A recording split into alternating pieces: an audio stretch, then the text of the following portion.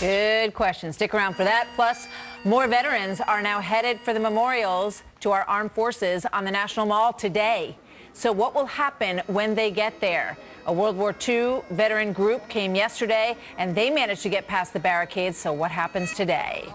And Texas Congress Louie Gohmert explains why he believes that is such a big question that we need to answer. And he'll talk to us coming up next. We love the United States of America and the people, and we just honestly wish that they could get things settled here to make it a little bit better place to live. So they beat the Nazis, they beat the Japanese, so you think a government shutdown is going to stop a group of World War II veterans? Not a chance. They found a way around the barricades at the memorial yesterday, then rolled right in. That was just about 24 hours ago. My next guest is given a lot of credit for making that happen.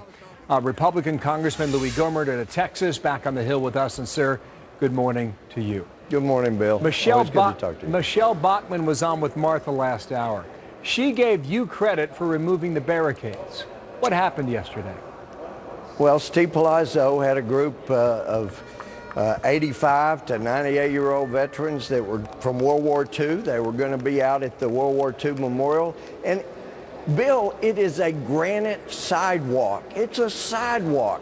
They spent extra money to go find barriers to put up in front of these World War II vets. Who was they? So when Steve put the call, well, the Park Service, and I'm wondering, what are they going to do next? Hang a drapery over Mount Rushmore? I mean, this is ridiculous. So when Steve said he had veterans that couldn't get in, well, a bunch of us showed up, and we were out there, and, well, maybe I was standing at the front, and we all looked down, and magically the tape was parted and the barriers opened, and here came the bagpipe and the veterans in wheelchairs. And I'm telling you, Bill, I helped one gentleman up out of his wheelchair. He wanted to stand before a memorial, and he starts naming the islands that are engraved in the granite, and he starts saying, I was there, that was 7 miles wide, and he starts tearing up and naming the guys that were there with him. And this administration thinks this is a political game. Let's close it up and make these guys suffer.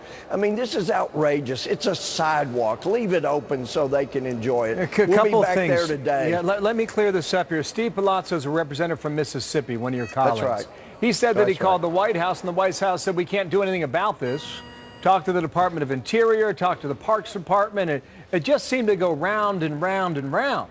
But as you stated, this is an open memorial. It's virtually a sidewalk. Memorial. It is a sidewalk around this round memorial. They had Park Service officers out there to make sure there was no damage done. They were considered essential.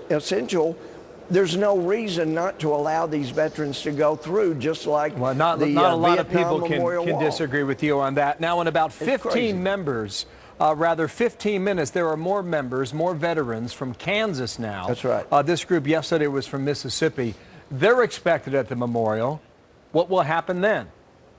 I don't know. We have been checking with the Park Service. Thank God there are veterans in the Park Service.